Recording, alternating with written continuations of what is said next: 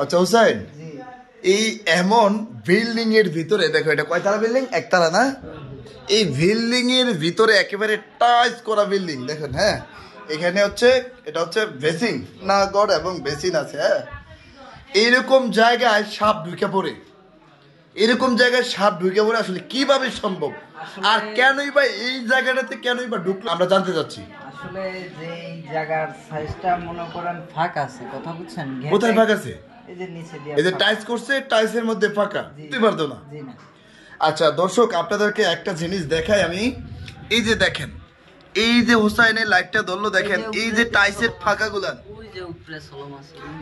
এই যে উপরেও সাপের সলম দেখেন।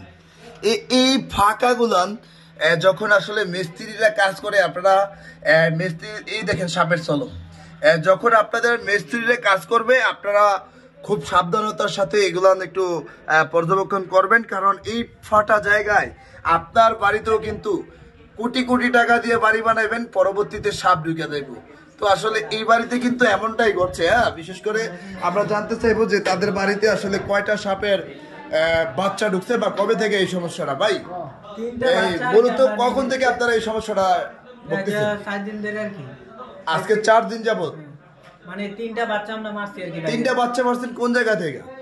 এদিক থেকে মানে এদিক থেকেই, মানে এই রুমটার ভিতরেই হাঁটা চলা করতেছে। এই রুমটার ভিতর থেকে 3টা বাচ্চা আপনারা মারছেন। হুসাইন, ভুলটা যাতে আর মিস্ত্রিরা না করে একটু মেসেজ দিয়ে দাও। আমাদের ভিডিওটা দেখে জানি অন্তত কিছু কিছু মিস্ত্রি কি আসলে এই যে বাড়ির যে পরিস্থিতিটা, আসলে ওনাদের 2টা টাইজন ছোটাবো কিন্তু খারাপ লাগবে আমাদের কাছে, ঠিক আছে?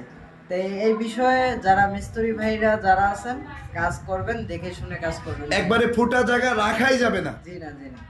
আচ্ছা ঠিক আছে দর্শক, হোসাইনের যে বার্তা আপনাদের কাছে পৌঁছে দিচ্ছি, আপনারা অনুগ্রহপূর্বক আপনারা এই হোসাইনের বার্তাটুকু প্রত্যেকটা রাজমিস্ত্রি থেকে শুরু করে টাইলস মিস্ত্রিদের কাছে পৌঁছে দিবেন, কারণ এত কোটি কোটি টাকা দিয়ে ভারী বানিয়ে কি লাভ যদি পরিবার নিয়ে থাকা না যায়।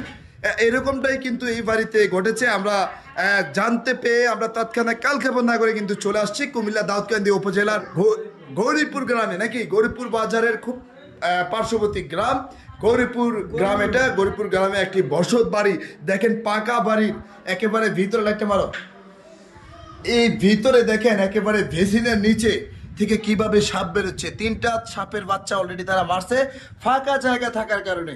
তো দর্শক, আশা করছি শিক্ষণীয় ভিডিওটা সবাই শেয়ার করে আমাদেরকে সাপোর্ট করবেন এবং সবাইকে এই বিষয়টা অবগত হওয়ার সুযোগ করে দেবেন। ভালো থাকবেন, আসসালামু আলাইকুম।